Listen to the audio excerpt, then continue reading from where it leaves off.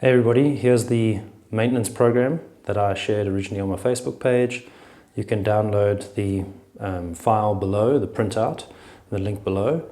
And really it's just a few postures covering the basics so that when you're traveling or you can't get to class, you can at least make sure that you keep the body supple, covering everything from standing poses, forward folds, back bends, and a twist or two. Okay, great. So I'm working with a couple of blocks here if you need blocks in your practice. There's also a belt and some foams, and that's really just for some of the postures at the end, and you can substitute with whatever you've got lying around the house. Okay, so we'll start out removing the flesh out from underneath the buttocks. Coming to sit nice and tall on a support is usually a good idea. And you can take the hands and turn them out, fingertips turning out, and then inner elbows facing forward, shoulder blades flatten to the back. We broaden across the chest, across the collarbones, feeling like the sternum is lifting up, and a subtle drawing in of the belly to make sure we're not doing an overt arch into that lower back. Make sure the neck is loose and relaxed. Look a little bit above your eye line and allow the eyes to gently close. So with your hands still here and in supported position, you can move your body slightly from left to right and rocking forward and backward. Find out if you're in balance. And when you are, release your hands to your chest, thumbs on the sternum and drawing the rest of the fingers away to open up your prayer position. Take a deep inhale, exhale breath to empty the lungs completely. And then we'll chant 3 Oms together. So take a deep inhale. Om.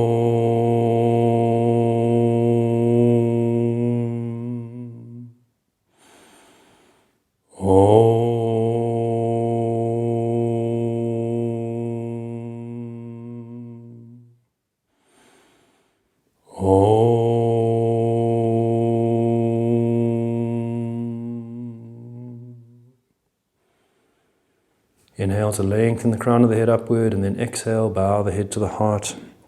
Releasing the hands to the thighs with the palms facing up. Inhale, raise your head up, and exhale, open the eyes.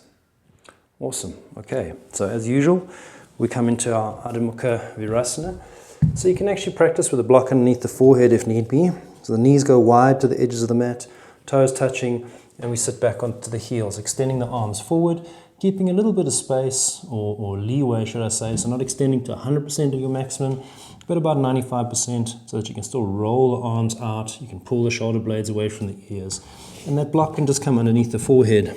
If it's difficult for you to get your head down to the floor, you can put a block or a pillow underneath the forehead. And really with the block underneath the forehead, you can feel that you've got a little bit more space in the undercarriage of the body to extend forward. And the extension forward is to allow that dorsal spine to sink in. So as much as we're lengthening forward, we're also drawing the shoulder blades back away from the ears.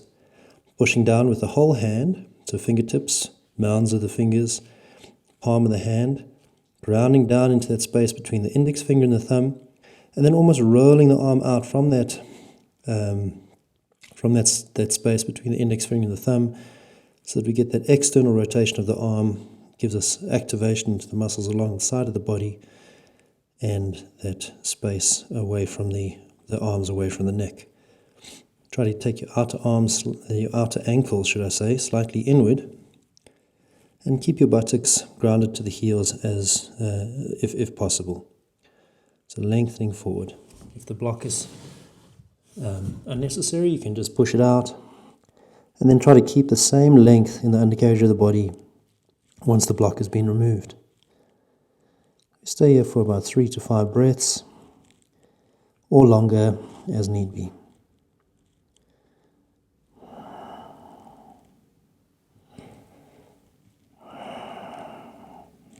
Okay, so the arms are awake and alive, the elbows are off the floor, the forearms are off the floor. We're using this posture to warm up the shoulders, warm up those side ribs. Then we're going to take an inhale and come up onto all fours. So we're basically coming into a balancing pose, where the knees and the feet are now hip distance apart, and the hands are directly underneath the shoulders. We can start by turning the inner elbows to face forward to draw the shoulders away from the ears and kind of screw the arms into their sockets. And And then we stick the bum out initially and start to feel first the lifting of the skin of the back of the legs up. But we can tell from this position that there's too much of a collapse in the back. So we want to still keep the lift here, but slowly start to pull the belly in until you feel your lower back lengthening a little bit and your abdominal muscles coming online. We hold in that position with the abdominal muscles engaged, and then we shift our weight into our left hand and our right knee, raising the left leg up, point the toes straight down at the floor. You want to kind of screw your leg in so the toes and the knees point down at the floor, and then float your right hand up and turn from the shoulder so that the hand is in a position as though you're shaking someone's hand, like we used to do before COVID. A little bit of a silly joke there, I guess. But extending forward with the fingertips and reaching the heel of the foot away. Lengthening and extension, and still pulling that belly in a little bit. So as you draw the belly in, you might notice the arms and the legs want to come down, and that's an indication of how much we are arching into the back to try and create that space, or try to get that mobility into the shoulder and the hip. Release the right hand down, release the left leg down. Take a bit of a breather here. Re-engage abdominal muscles, so sticking the bum out and then pulling the belly in, zipping everything up, getting length into the lower back, then shifting the weight and going to the other leg. So right leg up, seeing how we roll the hip in, knee and toe pointing down, and then we extend the left hand and turn from the shoulder so the palm is facing in as though you're shaking someone's hand. So the turning of the hand happens from the shoulder to create space here, and we lengthen and extend the fingertips away from the heel and keep pulling the belly in to create that stability here, and make sure you're not arching into your back to create the illusion of mobility in the shoulder and the hip. So we're looking at true mobility here. And then exhale, release the hand and the knee down. We want to try and incorporate some of that abdominal engagement as we go into our downward facing dog, but you want to make your pose a little bit longer than is happening at the moment. So take your heel of your hand to where your fingertips were, and then you can still curl your toes underneath here. And we're going to pull the belly in as we did before, just trying to tuck the tailbone slightly, but also get that lift into the skin of the back of the legs, which we'll emphasize now. So the belly slightly engaged, lift the knees off the floor, push through your hands, taking your hips back with bent knees so that you can get that extension through the side body, shoulders away from the ears, still got that external rotation into the arm, and then slowly start to exhale as you straighten the legs and move the heels down towards the floor. So usually what will happen in an attempt to try to get the heels down is we'll lose that lift of the backs of the legs. So inhale, come up onto your toes and lift your bum up as though you're trying to stick it up, stick your bum out behind you, and then keep the bum lifted and exhale, drag the heels down towards the floor. Keep pushing into the hands. Side body is long, so we're drawing the side body up towards the hips and drawing the hips back.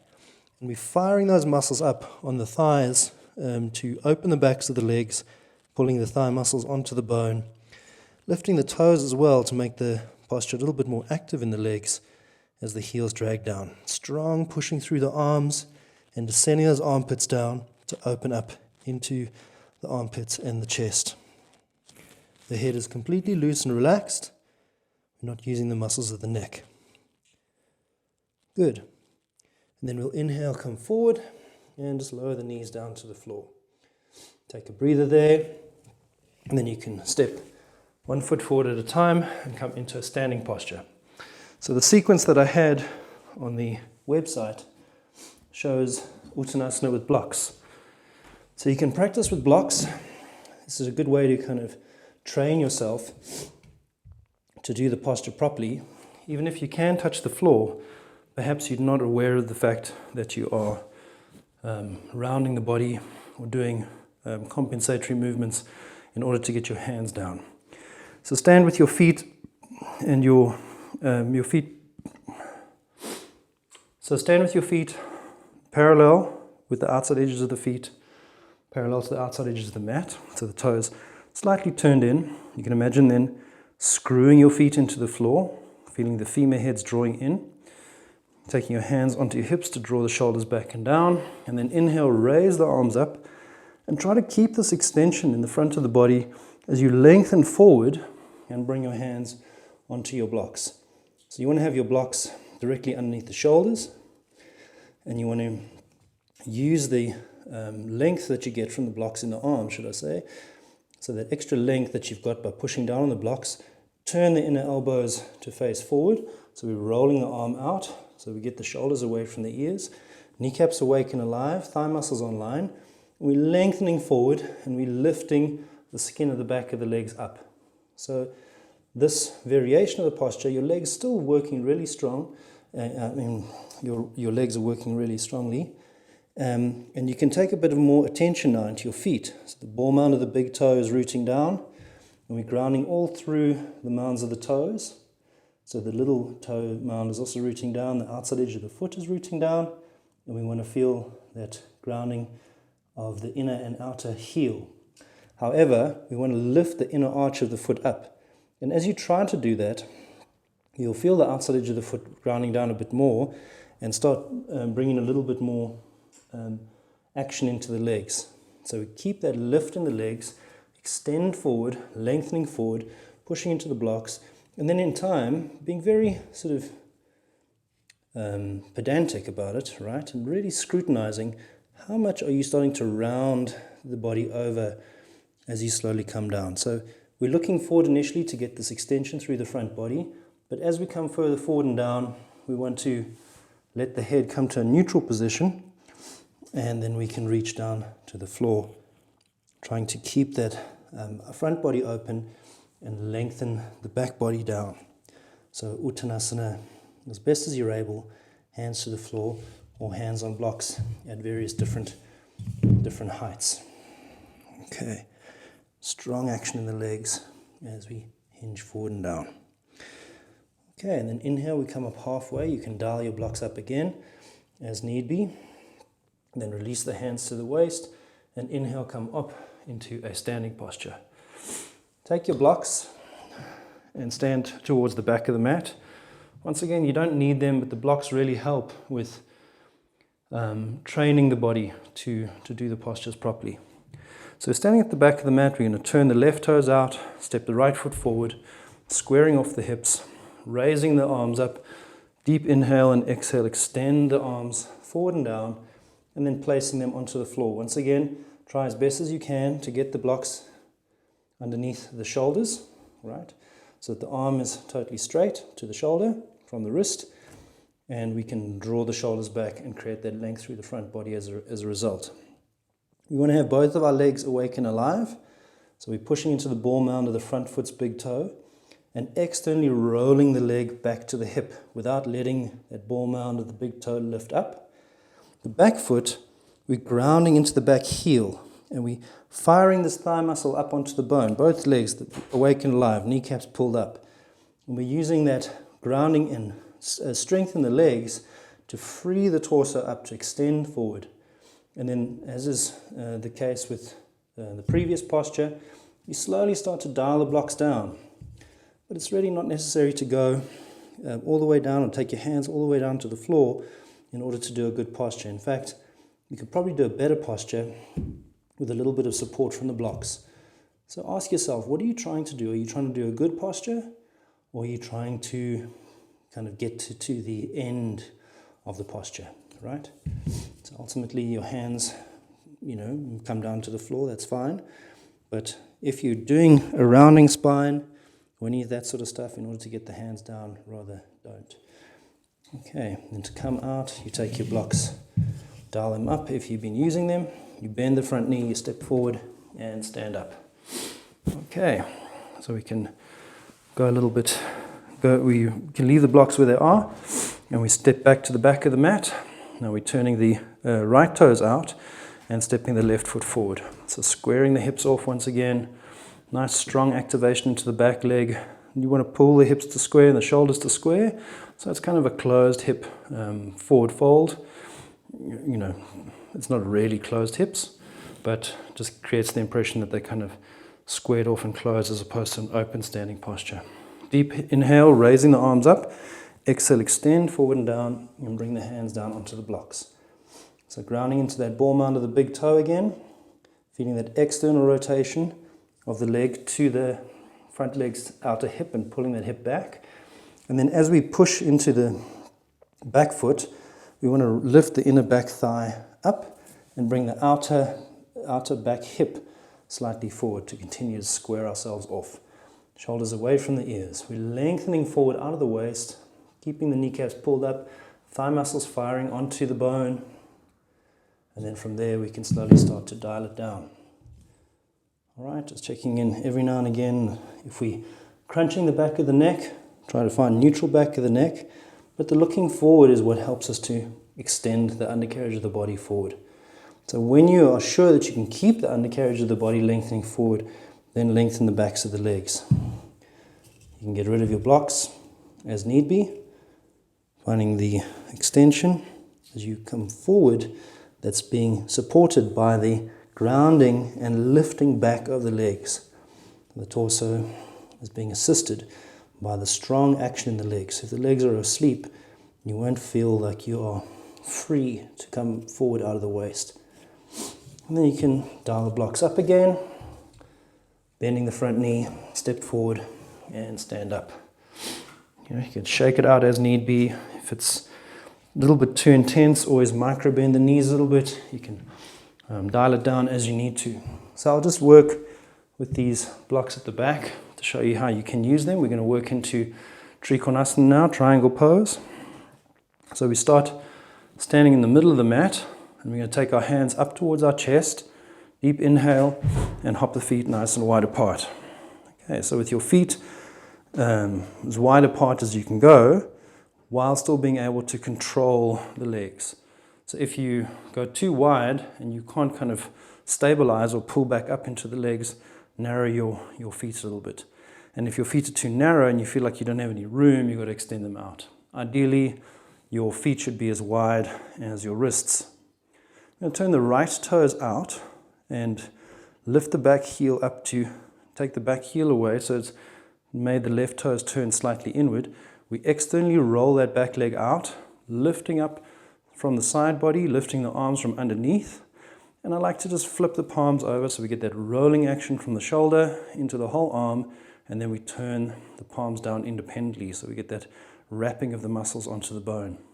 Inhale, lengthening out of the waist, and we extend over towards the right, taking the right hand down to the right shin. So, you don't have to go all the way down. That's really not that important. It's more about just trying to keep yourself squared off towards an imaginary back wall behind you, right? So your arms are extending away from each other. Maybe you can take your block and place it there. It can help you to also push into something to turn the bottom ribs towards the belly button and the belly button to the top ribs, okay? Or you can just have your hand gently resting on your shin and pushing with the thumb against that inner shin bone to turn the body open, and then when you're able to, look up at your top hand with your bottom eye. If it hurts your neck, then rather look straight ahead or look down to your bottom foot. Okay, you stay here for 3 to 5 breaths, maybe 10 breaths. Okay, feeling a good stretch in the side body and activation in that back leg. Both legs stay awake and alive the whole time. And then pushing into the outside edge of the back foot. We inhale, come up, turning the right toes in and the left toes out. Same difference here, strong activation into the outside edge of the back foot, rolling the leg out, grounding the ball mound of the front foot's big toe, rolling that leg out, arms up, awake and alive, and we extend out towards the left, and we take our left hand down to the left shin. It's the same thing, block can be there to push into the block to turn the body open, and you're welcome to take your hand underneath and kind of manipulate the ribs, turn the body open here. There's no rules that say you can't use your hands to help you get deeper into the postures. All right, or the hand resting on the shin, thumb pushing into that inner shin to turn the body open a bit more, reaching the top arm up toward the ceiling, roll the shoulder away from the ear, and just breathe. So tucking that shoulder blade back, the bottom shoulder blade particularly, kind of rolling that arm back by turning the inner elbow forward and the top shoulder away from the top ear to make space for us to turn open towards the ceiling, looking up at your top hand with the bottom eye if you're able to, without hurting the neck. And then inhale, come all the way up, turning the feet in, hands to the chest, and you can hop your feet together and shake it out. So the hopping of the feet is not just for fun. We do that so that we get this sense of lift into the posture. As you jump your feet apart, you get this lift, and you want to kind of maintain that lift in the side body as you do your standing postures.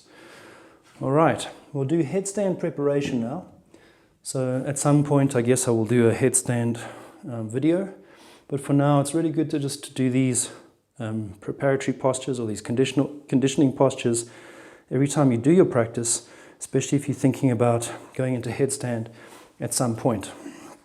All right, so these postures will strengthen the muscles that you require in order to not damage your neck and your head by going prematurely into headstand and bearing too much weight onto the head and the neck. All right, so we come into our kneeling position.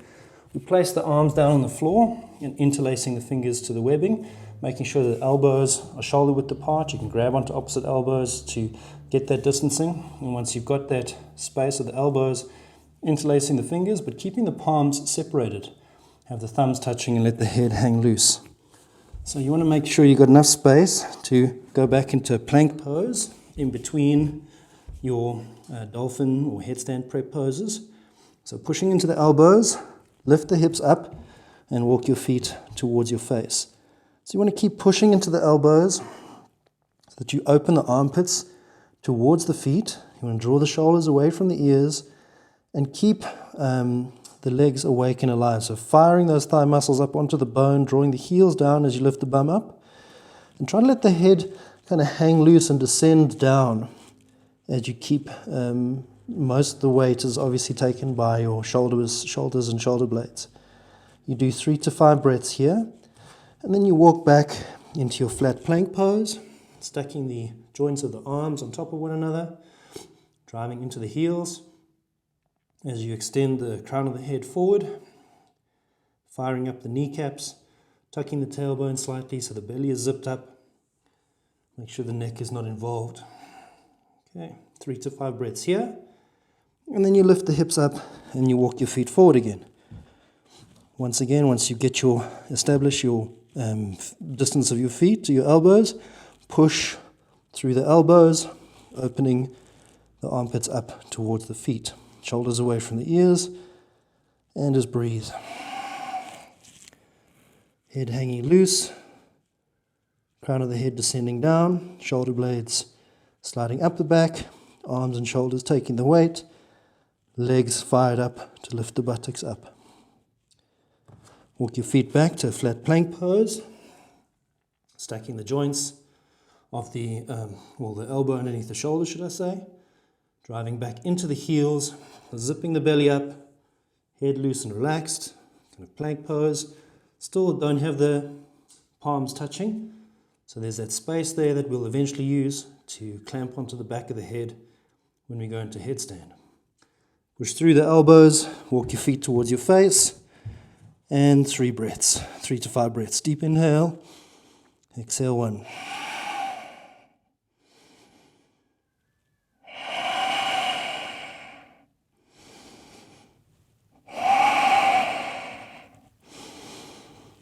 Four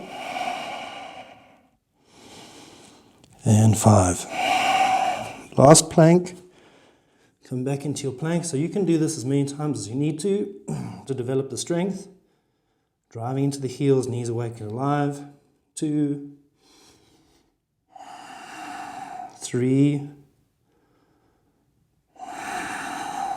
4, and 5. Lower your knees to the floor. Take your arms alongside the body and let yourself just come down to rest into a child's pose. And you can take a couple of deep breaths here. And then inhale, come up and come to lie down on your belly for Salamba, Bhujangasana, cobra pose. So setting yourselves up so that the wrists and elbows are shoulder width apart. We push into the elbows and shift our weight from one hip to the other to roll the leg in. So we want to kind of turn the leg in such a way so that the top of the thigh and the knee and the top of the foot are all flattened down to the floor, and you want to kind of get all 10 toes down onto the floor. Pushing into the elbows, drawing the shoulders away from the ears, and you can push down onto the feet to fire up the posture a little bit more.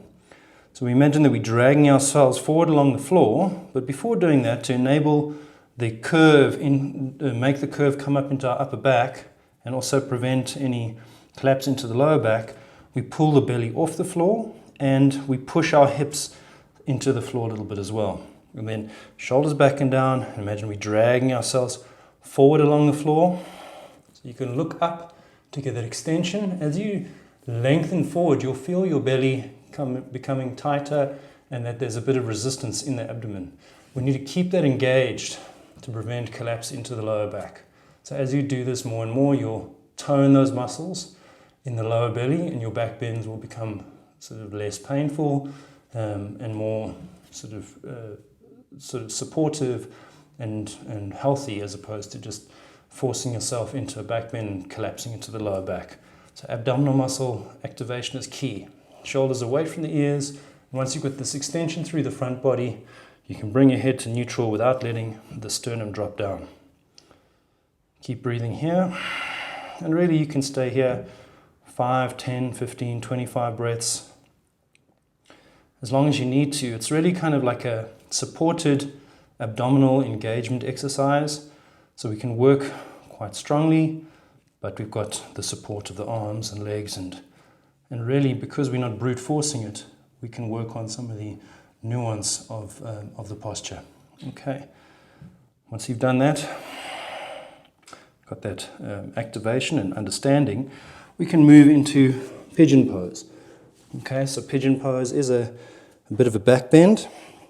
So you'll take your right leg forward and then walk your right foot across the body and come into this setup with the shin parallel to the front edge of the mat and taking the back leg as far back as need be to get the space that you need for coming into the posture.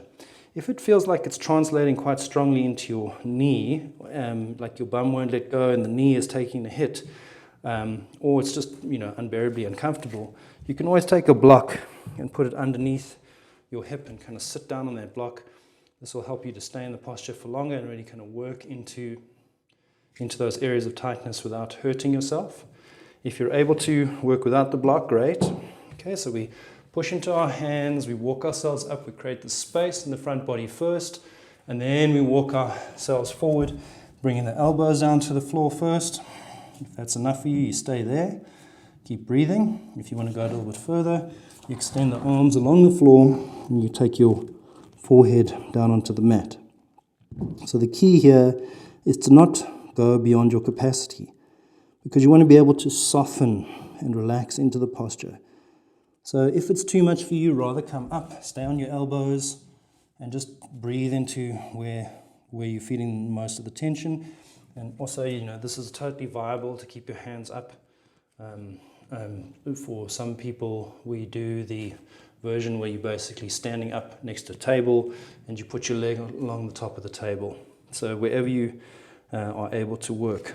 The shin also coming closer to parallel puts more strain into the posture. So to ease off, you can take your bent leg's foot closer towards the opposite hip, but try to stay over the midline as you come forward into your posture so that you make sure you're not compensating for tightness by dropping to one or other hip. All right, so you stay in your pigeon pose, also 5 to 10 breaths, and try to see if you can take the breath into the area of discomfort or the area of tightness, and just sigh it out and let that diffuse by itself. That can't happen if you've gone beyond your capacity, because your body is going to be holding on to try and make sure that you don't go into too much pain. So rather ease off to a lighter position where you can actually soften a little bit. And then you're working with intelligence as opposed to brute forcing it. You can feel out what's working, what isn't, and adjust as need be. Then walk your hands back. So from here, we'll just go straight into that seated twist. We're going to bring the right leg forward, take the left back leg over, and come into our twist on this side, right? So we're going to turn towards the left first. We want to make sure that both buttock bones are grounded down. So if you can't get both of your buttocks onto the floor, you can sit on a block or just extend that front leg, the bottom leg, extending it out. That'll help you to come back down onto your sitting bones. If you're able to work with your leg next to your left hip, left buttock, that's great. Okay, so grab around the front of your shin and pull yourself up towards your legs first, and then taking your left hand behind you, lift up out of the waist and exhale, twist, turning towards the left. So the intent here is to try to turn through all of the different parts of the spine. So I find breathing into the lower back first and twisting from there, and then breathing into the kind of middle back, twisting from there, upper back, twisting from there, shoulders, twisting from there, and eventually the head and the neck. You can also turn that back arm outward a little bit so that the shoulder blade integrates a little bit more solidly into the back and the hands turn out. And that integration of the shoulder blade kind of helps to bring the skin underneath the armpit and lift your back arms, armpit, chest up. Another way of thinking about the twist is not only turning the front body towards the back, but try and take the back body across towards the front. So you get kind of double the twist for your efforts. It's a good idea also to make sure that you're not forcing the twist. So at some point with the inhale breath, you're lengthening the spine, but at some point you want to exhale and let the twist happen through relaxation rather than through force. So softening into the twist.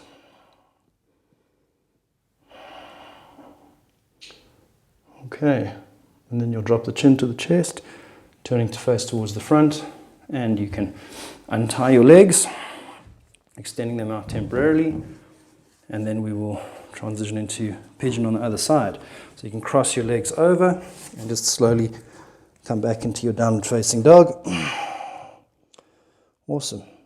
And then stepping the left leg forward and crossing it across the body, the left shin across the body. Taking your back leg back is key. So you might feel like you can't come down onto the floor or you're inhibited. It might not be because of mobility in the hip. It might just be because that back leg is too close. So take it as far back as need be to create space. Stay here initially, get this lift and extension into the front body. Flexing the front foot's toes can protect the knee slightly, lengthening up, and then you bring yourself down to an elbow position first if need be. You can do that same kind of pulling forward action that we did in the supported cobra pose. And then when you're ready, you can lower yourself down towards the floor, placing your head on the floor. So continue to breathe here. Remember your option to put a block underneath your floating hip if that's too much, or taking the front foot closer towards the opposite hip takes a little bit of the pressure off, and then you might be able to come further down, or that might just make it a bit more accessible. Remember to stay over the midline of the pose, so not dropping to one or other side, and using the breath to diffuse tension wherever you find it.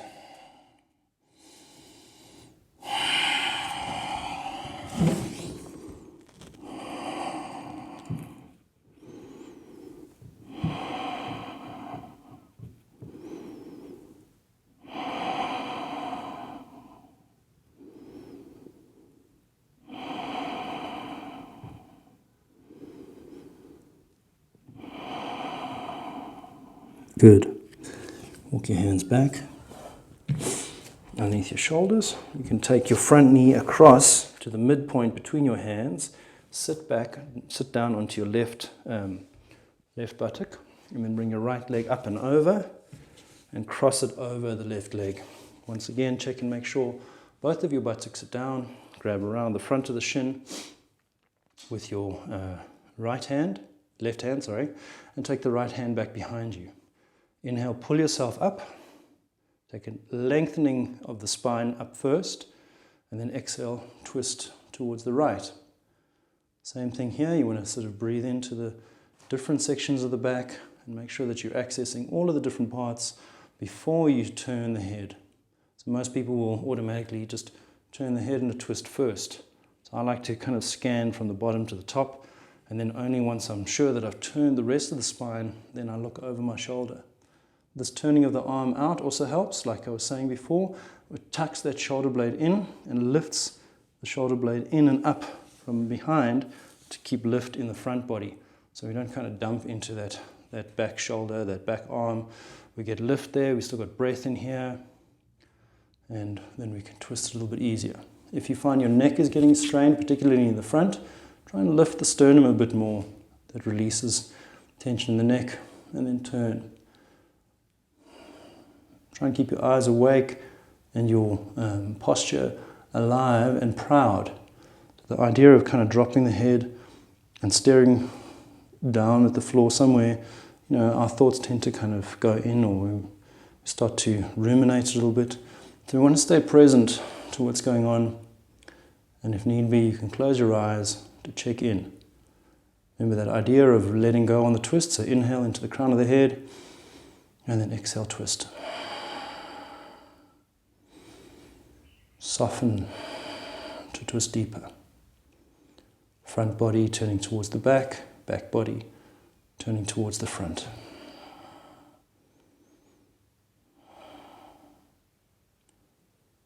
Okay, then we drop the chin to the chest, turn to face towards the front. You can untie the legs, extending them out in front of us. You can shake them out a little bit as need be. And then, if you need to, for our forward folds, you can use a belt. So we're going to work into our Jana Shirshasana. We'll start by just drawing the flesh of the buttocks out. We're going to take the right inner knee tendon up to the side and bring the heel close towards the perineum, trying as best as we can to keep that bent legs knee down and squaring ourselves off towards our extended legs foot. So working with the belt is not cheating. It's a good idea to help you, to train you to sit upright in the posture. So wrapping your hand into the belt as much as need be to make sure the arms remain straight, and then that also encourages us not to bend the elbows, but to rather pull the shoulder blades together and lift ourselves in and up from the back body to the front body. Shoulders are away from the ears, the inner elbows can turn up to assist that action. Make sure the neck is loose and relaxed, lifting in the sternum, firing up this leg, this extended leg, by pulling the toes towards the face, kneecap awake, thigh muscle online. And then once you're sure that you can keep this extension, you can slowly start to soften, taking the belt out to the side as you lengthen forward and down, reaching towards the foot, but really trying to encourage yourself to make sure that the front body is open and the back body is engaged, is drawing the back body muscles working in order to pull the front body open. Neutral back of the neck, but a lifting in the front of the sternum. Once again, it's not really about reaching your foot. It's preferable to do a good upright posture than to round over in a desperate attempt to reach towards the foot. So do a posture, make sure that you're clear about what you're doing and why you're doing it, rather than just trying to get to that end goal. I mean, you can reach towards the foot with those kinds of compensations in the body, but you're not really building the strength and flexibility that this posture is supposed to be helping you with, right? Okay, and then from there we can release, bring the knee into the chest, extending it out. So we'll go to the left side now, taking the left inner knee tendon out to the side, and just getting that foot into the perineum, so the right leg is extended, and once again you can use the belt, wrapping it onto that foot, wrapping your hands in as deeply as possible so that it automatically keeps this tension in the arms, keeps the arms straight, and then pull the shoulder blades towards each other as you lift your body up. So you can look up towards the ceiling to get an extension into that front body and lift the sternum up.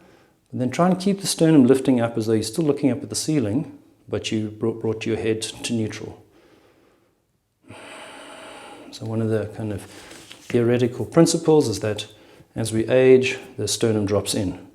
So by lifting the sternum up, we create more vitality in the body, and we kind of offset that tendency that comes with age. So active, proud posture is always a good thing. And remember, pride is different from arrogance. So pride is not a bad thing.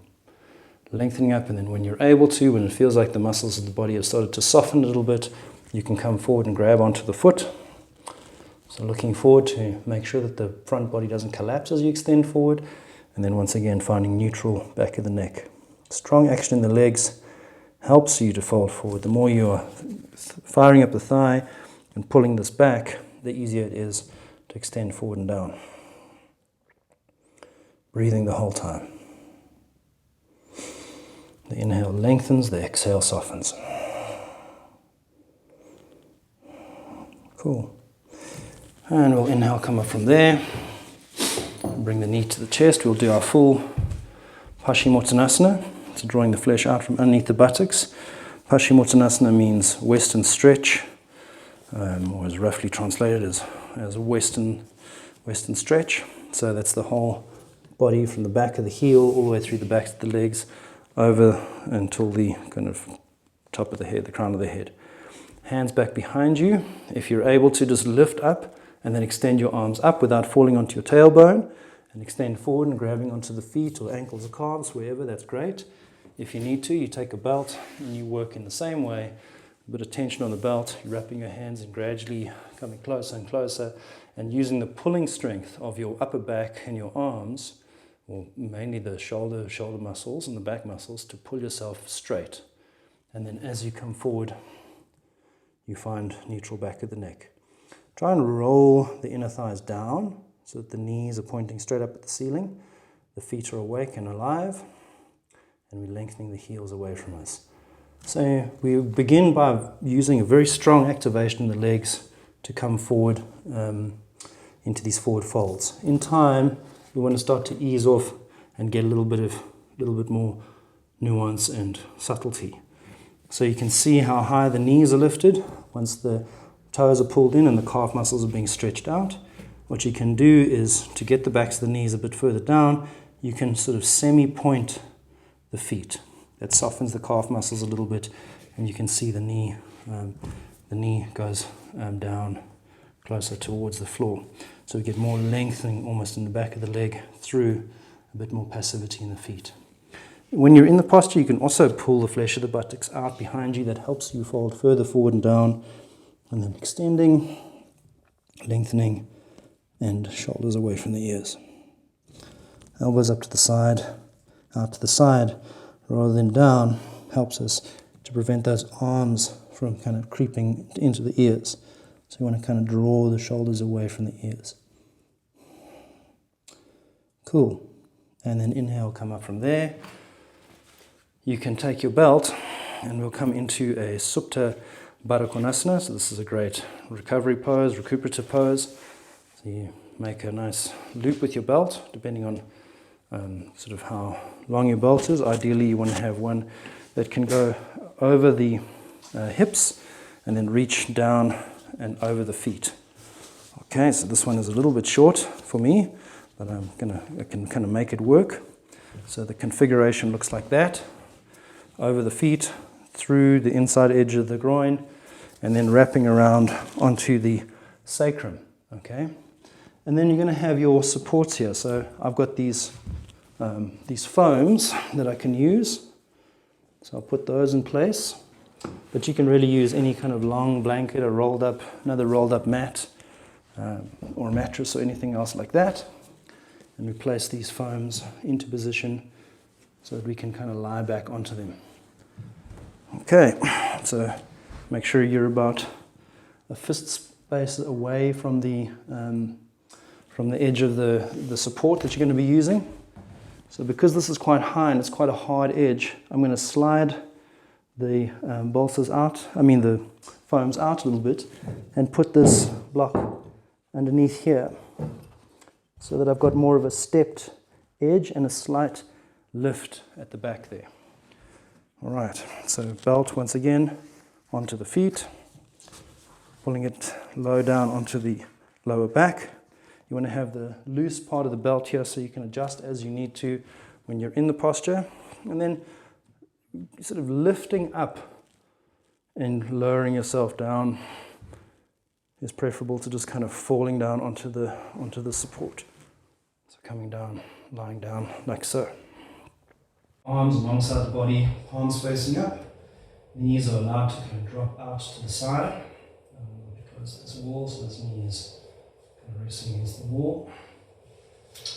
And then, as need be, you can pull on the loose end of the strap to kind of tighten it up and challenging your inner groins a little bit more and create a bit more traction into this lower back. So the idea is that the belt is kind of pulling onto the tops of the buttocks almost to get them out of the way. You can lift your buttocks up and slide them out of the way if you need to. And if you're cold, you can always put your hands on your belly, or if you kind of want to concentrate a little bit more on that belly breath. Arms alongside the body. And just relax here.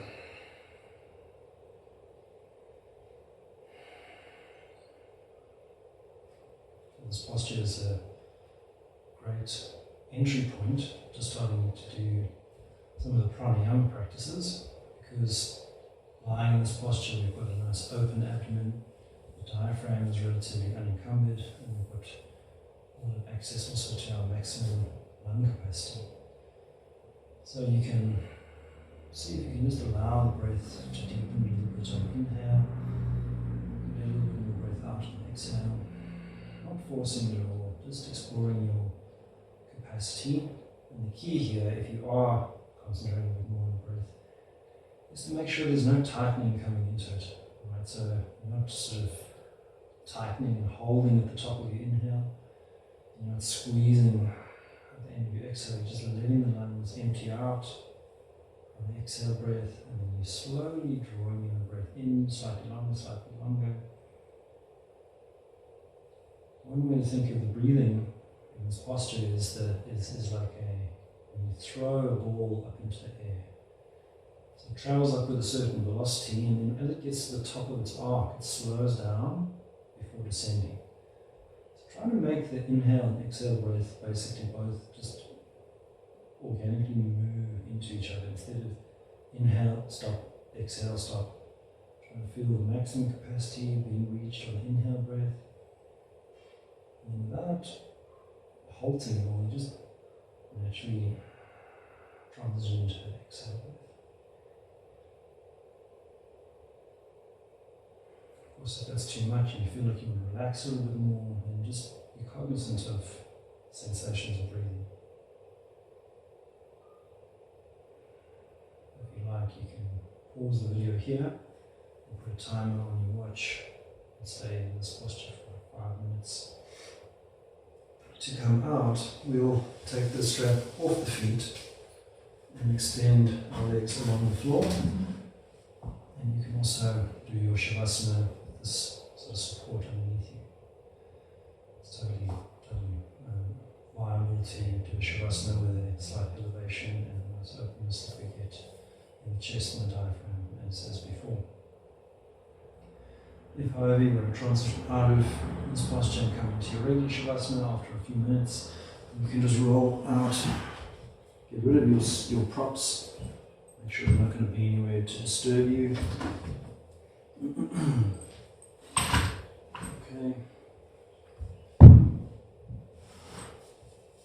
And then lie down onto your back. And you can take your belt and place it over your eyes. So it forms a kind of a light sort of eye bag, eye shade. And sometimes if we tend to have quite busy, jittery eyes, this is a great option. So you can fold it over once or twice, or just like a single fold, like 2 pieces of the belt, 2 lengths of the belt over the eyes. Push into your elbows, tuck the shoulder blades together behind you. Make sure the feet are a little bit wider than hip distance apart, but the toes are flopping out to the side. Arms alongside the body with the palms facing up, a little bit of a tuck in the chin to elongate the back of the neck.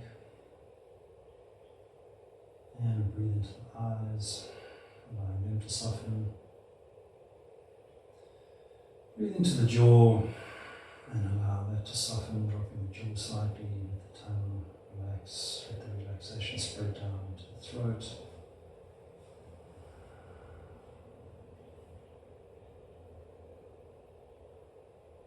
Keep the chest relaxed, arms relaxed. Allow the body to just let go. Realizing that relaxation really is something that's done, it's rather the absence of doing, or the conscious letting go of action. That we automatically should be able to revert to this basic state. Shavasana is an asana, it's a posture that we are practicing. In this posture, we're practicing how to relax, how to intentionally stop stressing out, intentionally down-regulate the nervous system.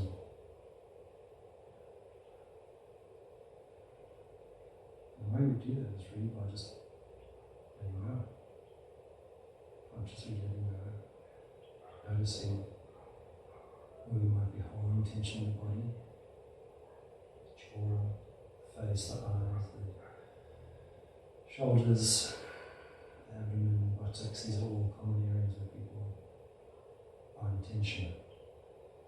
The hands, the feet.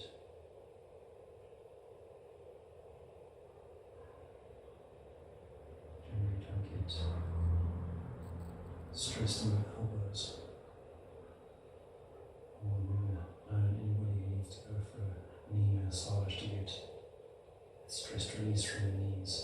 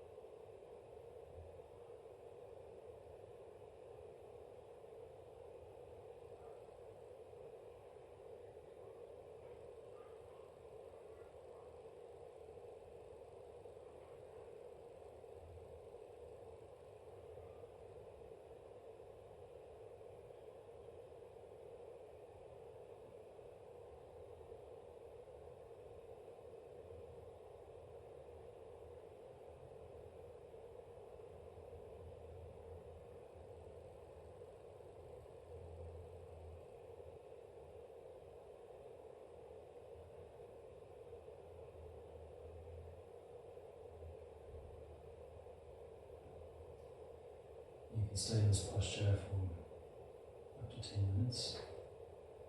Just feel free to pause the video if you want to just hang out here for a bit longer, put a time on your watch. We're going to transition out here, so just become aware of your arms, legs, head, torso resting on the floor. Allow the breath to deepen slightly. As a gentle way of reawakening the nervous system. Bring one hand at a time to rest on your belly. Feel the rise and fall of the breath in the belly underneath the hands.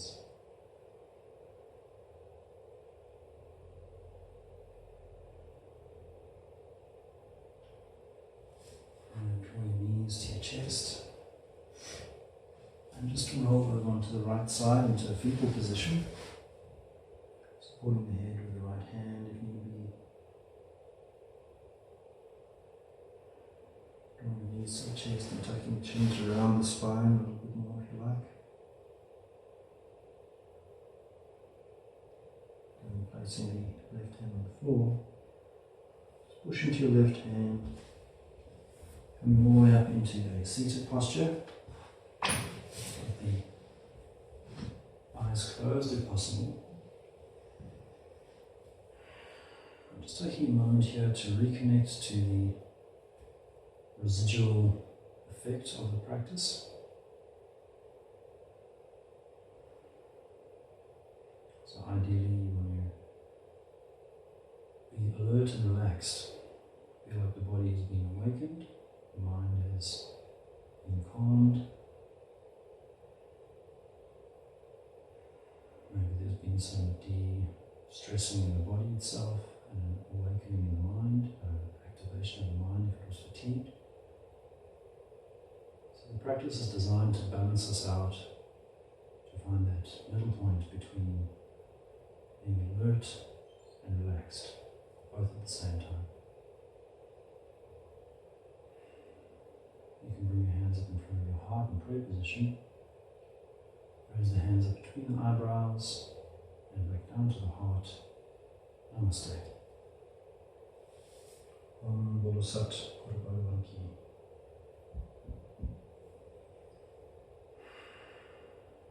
Thanks very much, everybody. Hope you enjoyed this maintenance program. Kind of daily maintenance, or you can do it every other day.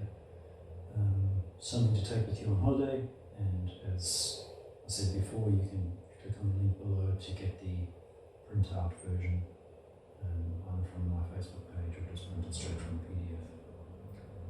Thank you very much, and I hope to see you in the future. Stay out of trouble.